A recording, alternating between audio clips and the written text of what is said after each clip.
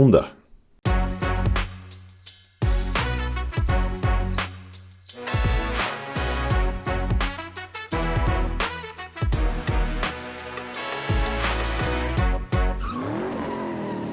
L'intro la plus courte de YouTube, la Mixem, prends-en de la graine. Alors, comme subtilement indiqué, on va parler de Honda. Pourquoi? Peut-être parce qu'il y a un petit truc au garage qui attend de faire une vidéo dessus dans les prochains jours. Peut-être.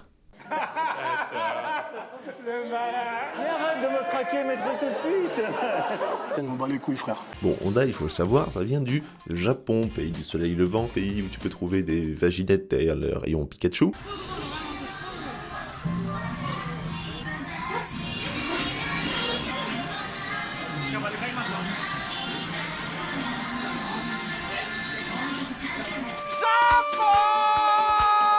Donc je vais obligatoirement écorcher du prénom japonais très salement, vous êtes prévenus. Alors Honda, ça commence avec un monsieur du prénom de Soichiro. Soichiro. Soichiro. Soichiro. De son nom de famille, Honda. Ouais, c'était pas spécialement compliqué. Donc Swashi, il est né au début des années 1900, dans un petit village près du mont Fuji. Il est tout de suite passionné par la mécanique, par l'ingénierie, parce qu'il va aider papa Honda dans son atelier, où il travaillait sur des vélos. Il va d'ailleurs toujours rester dans ce domaine parce qu'il va devenir apprenti mécanicien. Il va ensuite ouvrir son propre garage, puis créer son entreprise en 1937, qui va se prendre quelques petites bombes l'année d'après, parce que le Japon était allié à tu sais qui. Charlie Chaplin, j'ai pas besoin de vous expliquer.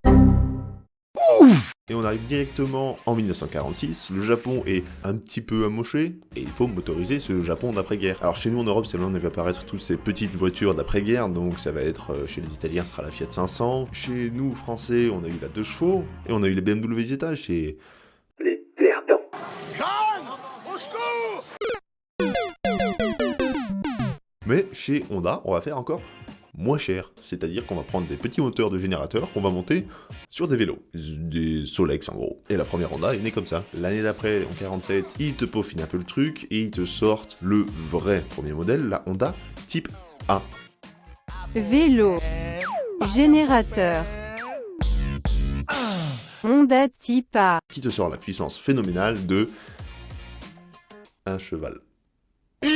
Alors ils te sortent la suite de l'alphabet, donc Honda Type B, Honda Type C.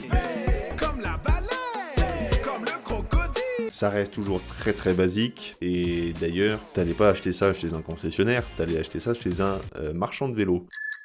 Et en 49, on voit arriver la Type D. Comme le dauphin.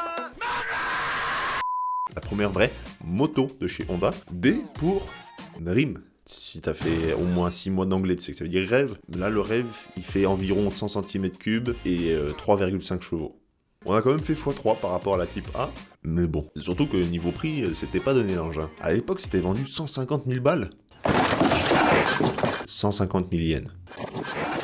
Et là, tu te dis, après un rapide calcul de tête, que 150 000 fois 0,0067, ça fait seulement 1000 € environ. Alors oui, mais non.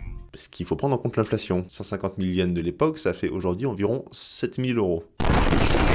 Aujourd'hui, 7000 €, bah, t'as ça.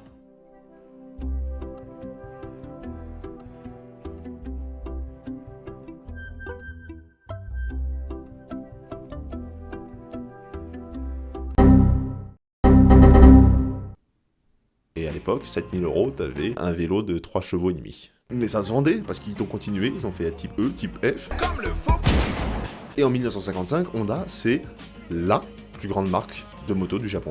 Littéralement. Et ils n'arrêtent pas là, parce qu'en 58, c'est le tour du scooter. Et ils te sortent le Supercube. Supercube. Ouais, le nom est un peu à chier, ça fait un peu console Nintendo des années 90-2000. Mais en attendant, il est toujours produit aujourd'hui, et c'est aussi, accessoirement, le véhicule motorisé le plus vendu au monde. Avec plus de 100 millions d'exemplaires. Et à partir de là, ils se sentent plus Honda. Ils vont participer au Tourist Trophy. Bon, alors la première année, Honda, c'est la pétée pour eux. C'est la pétée. Bon, t'inquiète pas qu'ils reviennent 2 ans après pour casser du fion et qu'ils vont même s'engager en Formule 1. Alors, les Formule 1 de l'époque, ça ressemblait à ça. Alors, je suis en train de faire le montage et je me rends compte que cette voiture, je l'ai déjà vue, mais je savais pas où. Du coup, j'ai cherché un peu plus et j'ai trouvé. Donc voilà, elle a servi d'inspiration à cette voiture-là, que tu connais sûrement aussi, parce que c'est sa voiture à lui. Voilà, c'est tout, je trouvais ça cool comme info. Donc on est un peu loin de ce qui est fait aujourd'hui, mais Honda ils arrivent avec la RA271, avec un énorme V12 de 1,5 litre, et ils vont absolument rien gagner. C'est avec celle d'après en fait, la RA272, qui vont commencer à gagner quelques courses, et qui vont même gagner leur premier Grand Prix.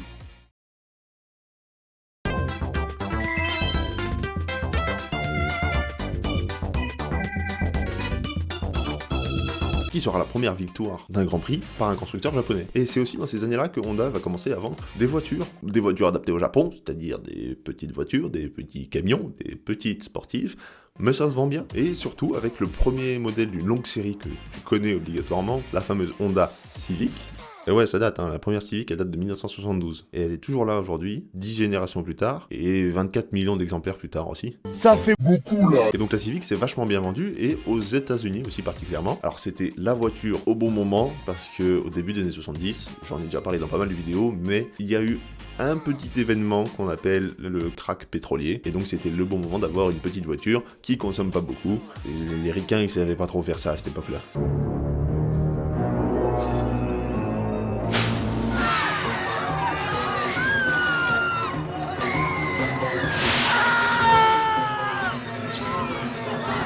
Les années 70 aussi chez Honda.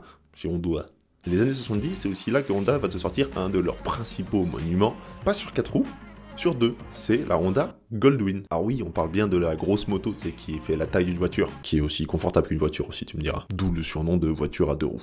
D'ailleurs, la première Goldwing, elle ressemblait pas du tout au bus qu'on a aujourd'hui. Elle ressemblait plus à une sorte de roadster scrambler dans un bon jus des années 70. Les années 80 chez Honda, et dans le monde en général, ça a été source de beaucoup d'innovations. On connaît par exemple Mercedes avec sa classe S qui a apporté le ESP, l'ABS, mais ça c'est allemand, c'est très terre à terre, c'est trop sérieux, c'est...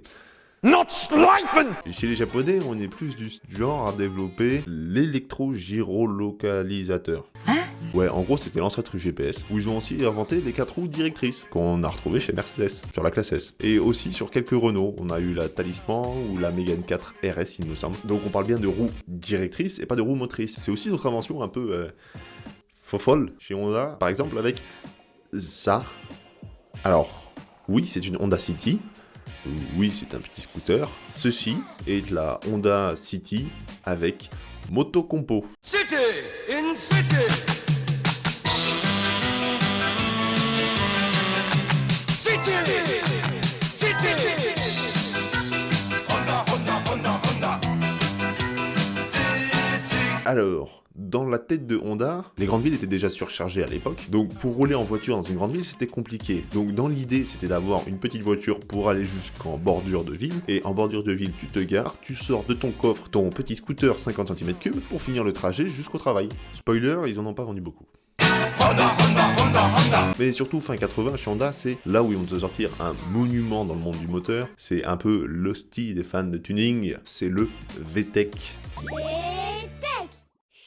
Le VTEC, c'est quoi? Alors, pour faire très simple, très grossier, c'est un moteur avec plusieurs profils d'Arbacam. C'est qui va te donner un profil très doux à bas régime, mais qui va t'arracher la tête dès que tu vas monter dans les tours en fait. Et ce qui donne un moteur en fait avec vraiment 2 identités.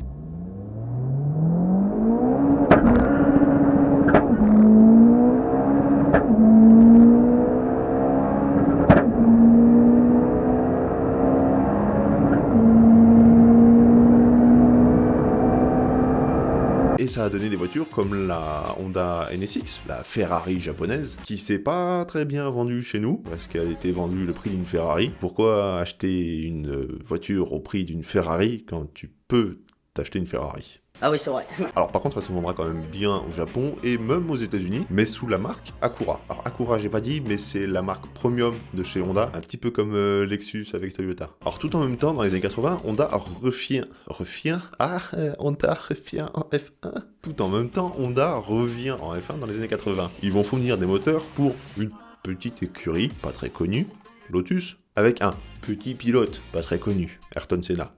Et ensuite, ils vont faire un partenariat avec une autre écurie, pas très connue, McLaren. Ils vont ensuite remporter le championnat du monde en 89 avec un petit pilote, pas très connu, Alain Prost. Et ensuite, ils vont continuer à gagner avec Ayrton Senna. Bref, ça va plutôt bien chez Honda.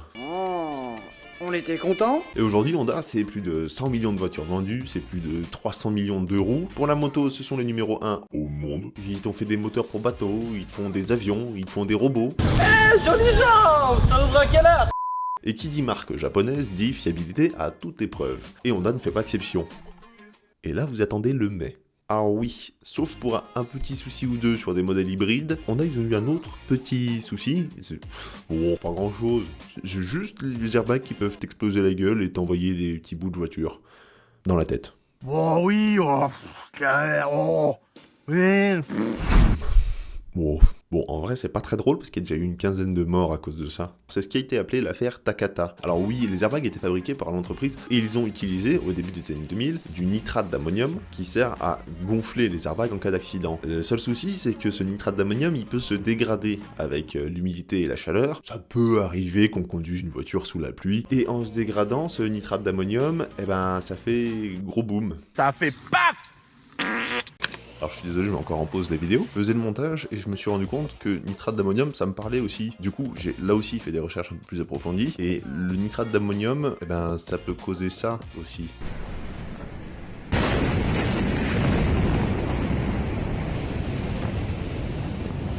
Ouais, c'est ça. L'explosion du port de Beyrouth, c'était aussi à cause du nitrate d'ammonium. Donc le mettre dans des airbags, effectivement, c'était une merveilleuse idée. Et Honda était le principal client de Takata. Et donc ils ont dû rappeler plusieurs millions de véhicules. Alors j'ai trouvé des chiffres, en 2015 c'était environ 51 millions de véhicules qui avaient été rappelés pour ces airbags. Et fun fact, dans la mesure de quel est ton humour, en février, donc février 2023, il y a eu des alertes aux États-Unis surtout, parce qu'il y avait encore environ 10 000 véhicules qui devaient être rappelés et qui devaient surtout pas être utilisés. Vendus et construits entre 2002 et 2003. Oui, il y a environ 10 000 personnes aux États-Unis qui roulent actuellement avec une bombe sous le volant depuis 20 ans. Enfin voilà, j'espère que ce petit tour de la marque Honda t'aura plu, que tu es sur le point de t'abonner si ce n'est pas déjà fait, ça ferait très très plaisir. J'espère te revoir très bientôt pour éventuellement un petit truc qui tourne autour du sujet Honda. On se dit à très vite, et bien évidemment, tchuss.